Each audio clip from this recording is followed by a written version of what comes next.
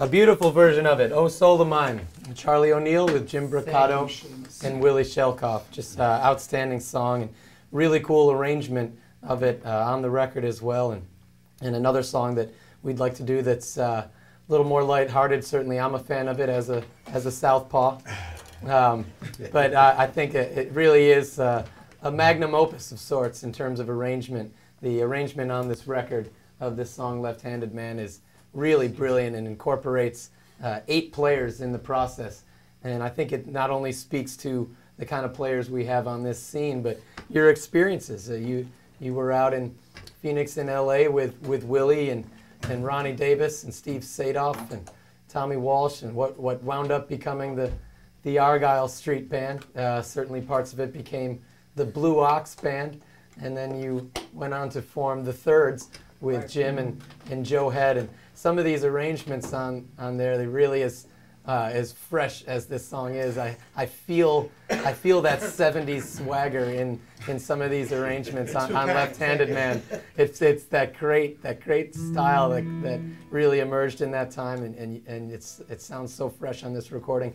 You're going to strip down the song a little bit, are you? But I'd like to have you speak a little bit about how that recording came together and those layers you put on Left-Handed Man.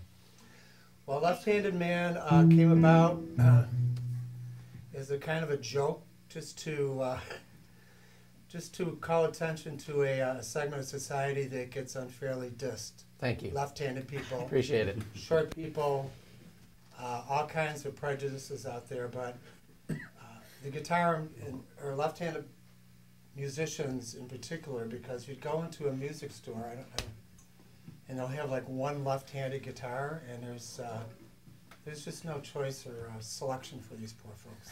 You have to learn it upside down like Jimi Hendrix. So it's like, yeah, right. So it's like a little bit of an underbelly of society. And in my mind, I ran with it a little bit, pretending that... That's you. Underbelly. Pretending that the Left-Handed Man was a sideshow guy. The singer, which Willie sang on the recording, was the Carnival Barker. And that's how I sort of saw that up front. And we came together on the chorus and sang a little trade-off harmony part. But really, the left-handed guy was the guitar in the background doing all the moaning and groaning with the feedback. Just to, that sounds like the Elephant Man would sound like, and it was a good comparison. So I had Jonathan Ander play trombone on this, and Jimmy Angrid play keyboard, and Cave Wilson on drums, Tim Mraz on bass, an all-star cast, Jim and acoustic guitar, and the great Jeff Perry on violin. I had pictured a kind of a gypsy feel for the song, and Jim was my Django Reinhardt, and Jeff Perry was supposed to be Stefan Grappelli, and it did sound a little bit, I mean, gypsy is another little sort of a negative that you might assign to like a left-handed person, sorry. Pickpocketing with the left-handed gypsy. So suffice it to say, the arrangement is a lot more elaborate, but we're just messing around with this, and we thought we'd try a version of it here today. All right, well, this outcast is going to get out of the way. You guys take it away. All right. I'll give us a little, here we go.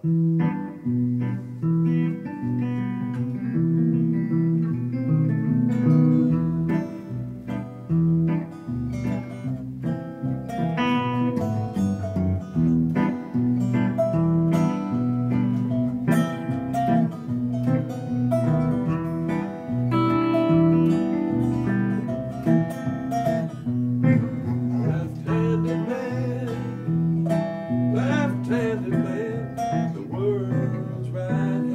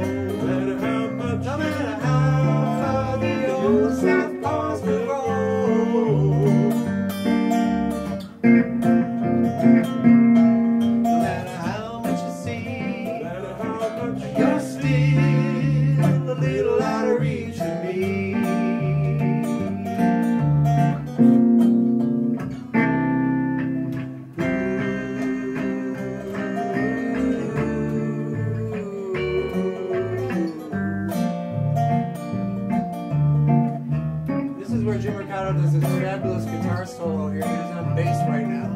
Thank you, Jim.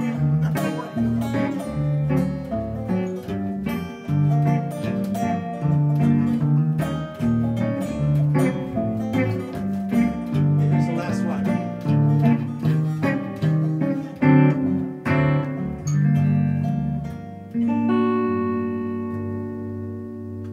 Left-handed man.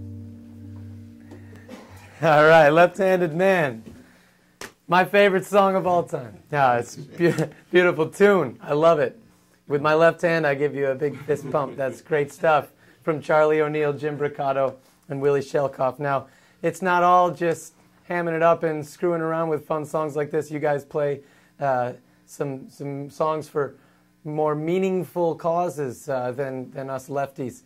You guys have been very involved speaking with regarding the Stonebridge Band in a big deal over the past 20 years here in South Buffalo, Greater South Buffalo, as supporting the South Buffalo Community Table. So give us a little bit about how that came about and what it's blossomed into. Okay, the South Buffalo Community Table, which I think this is the 20th anniversary coming up, right, Will?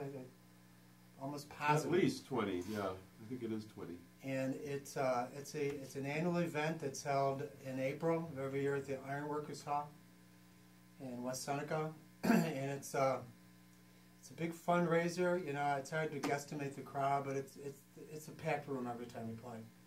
The music has become the central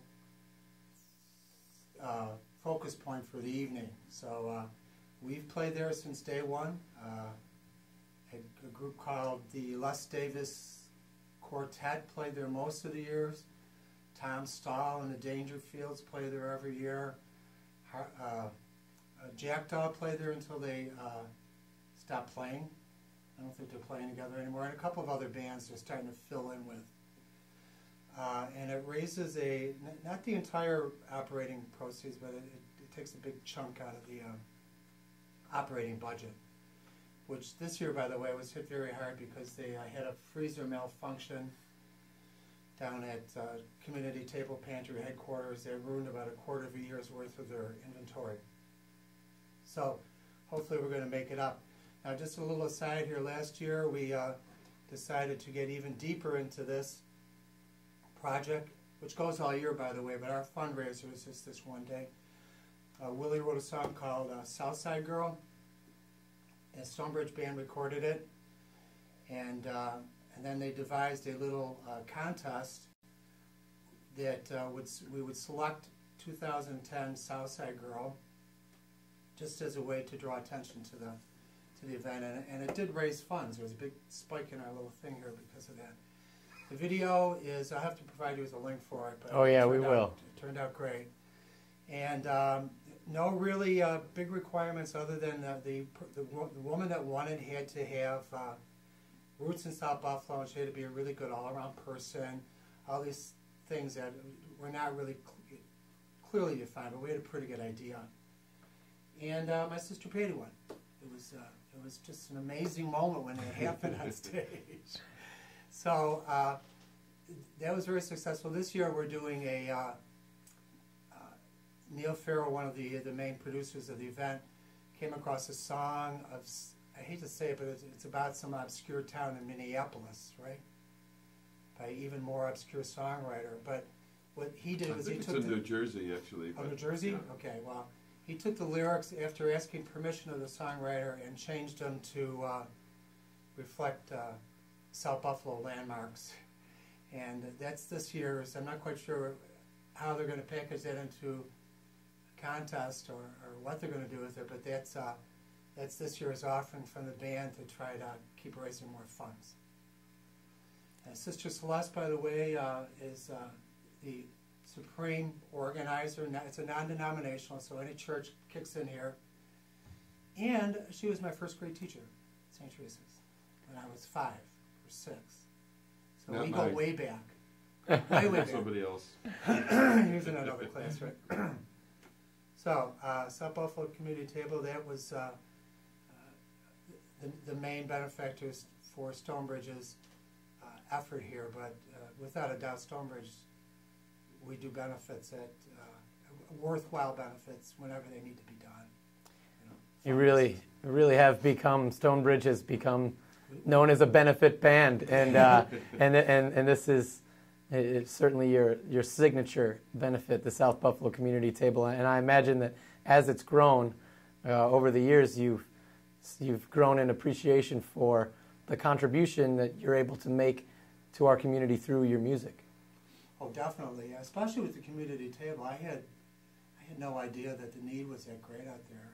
Maybe more so now than ever, but it's been there all along. You know, people can go there, conversation.